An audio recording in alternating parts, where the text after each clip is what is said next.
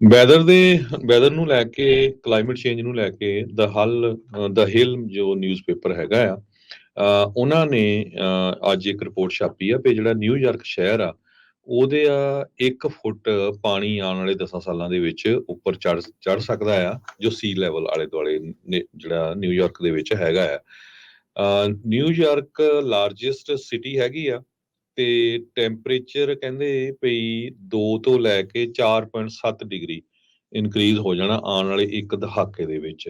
ਇਹ New York city the panel on climate change NPCC ਉਹਨਾਂ ਨੇ ਇਹਦੇ ਬਾਰੇ ਦੱਸਿਆ ਹੈਗਾ। ਇੱਕ ਕੰਸੋਰਟੀਅਮ ਹੋਇਆ ਸੀ ਕਲਾਈਮੇਟ ਰਿਸਕ ਇਨ ਅਰਬਨ ਨਾਰਥ ਈਸਟ ਦੇ ਵਿੱਚ, ਤੇ ਨਾਲ ਦੀ ਨਾਲ ਕਹਿੰਦੇ ਵੀ 10% ਪ੍ਰੈਸੀਪੀਟੇਸ਼ਨ ਵੀ ਜਿਹੜਾ ਵੱਧ ਰਿਹਾ ਹੈਗਾ। ਆਪਾਂ ਦੇਖ ਰਹੇ ਹਾਂ ਵੀ ਮੀਂਹ ਵੀ ਕਾਫੀ ਜ਼ਿਆਦਾ ਵੱਧ ਰਿਹਾ ਹੈਗਾ ਉਹਦੇ ਨਾਲ, ਤੇ ਟੈਂਪਰੇਚਰ ਵਧਣ ਦੇ ਨਾਲ ਜਿਹੜਾ ਸੀ ਦਾ ਲੈਵਲ ਆ ਉਹ 1 ਫੁੱਟ ਤੱਕ ਜਿਹੜਾ ਆਉਣ ਵਾਲੇ 10 ਸਾਲਾਂ 'ਚ ਵੱਧ ਸਕਦਾ ਹੈਗਾ।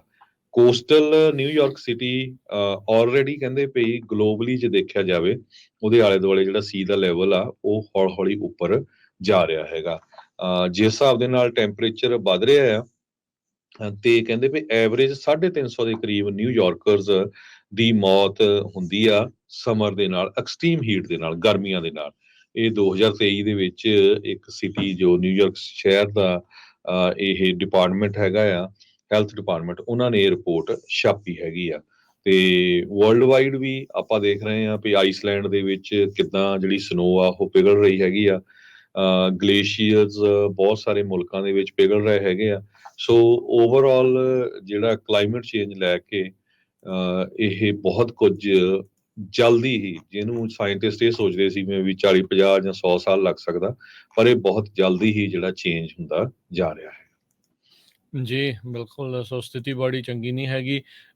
ਇੱਦਾਂ ਆ ਵੀ ਇਸ ਦੇ ਵਿੱਚ ਮੌਸਮ 'ਚ ਤਬਦੀਲੀਆਂ ਤਾਂ ਹੁੰਦੀਆਂ ਰਹਿੰਦੀਆਂ, ਪਰ ਇਹ ਆ ਵੀ ਹੁਣ ਜਿੱਦਾਂ ਮੀਂਹ ਪਏ ਆ, ਹੁਣ ਸੈਨ ਡਿਏਗੋ 'ਚ ਹੜ੍ਹ ਆ ਗਏ ਆ, ਕੈਲੀਫੋਰਨੀਆ 'ਚ ਪਿਛਲੇ ਸਾਲ ਵੀ ਇੱਦਾਂ ਹੀ ਜਿਹੜੇ ਆ ਉਹ ਹੜ੍ਹਾਂ ਦਾ ਸਾਹਮਣਾ ਕਰਨਾ ਪਿਆ।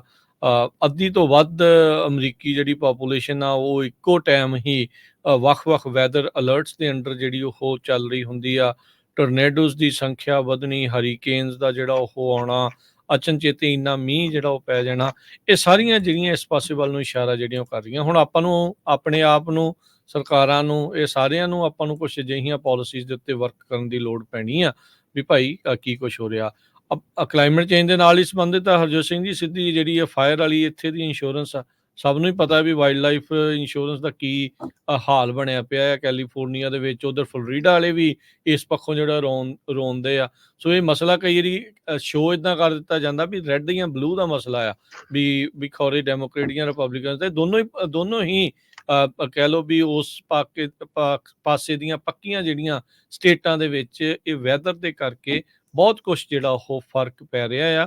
ਇਹਨੇ ਆਮ ਜੀਵਨ ਤਾਂ ਜਿਹੜਾ ਪ੍ਰਭਾਵਿਤ ਕੀਤਾ ਹੀ ਕੀਤਾ ਆ, ਲੋਕਾਂ ਦੀ ਆਰਥਿਕਤਾ ਦੇ ਉੱਤੇ ਵੀ ਇਸਨੇ ਕਈ ਜਿਹੜੇ ਪ੍ਰਸ਼ਨ ਆ ਉਹ ਚੱਕ ਦਿੱਤੇ ਆ। ਸੋ ਆਪਾਂ ਨੂੰ ਜ਼ਰੂਰ ਕੁਛ ਨਾ ਕੁਛ ਇਹਦੇ ਸੰਬੰਧਿਤ ਆਪਣੇ ਇੰਡੀਵਿਜੂਅਲ ਪੱਧਰ ਦੇ ਉੱਤੇ, ਜਿੰਨੀ ਦੇਰ ਤੱਕ ਸਰਕਾਰਾਂ ਨਹੀਂ ਕਰਦੀਆਂ ਉਨੀ ਦੇਰ ਤੱਕ ਆਪਾਂ ਨੂੰ ਇੰਡੀਵਿਜੂਅਲ ਪੱਧਰ ਦੇ ਉੱਤੇ ਕੁਛ ਨਾ ਕੁਛ ਕਰਦੇ ਜ਼ਰੂਰ ਰਹਿਣਾ ਚਾਹੀਦਾ।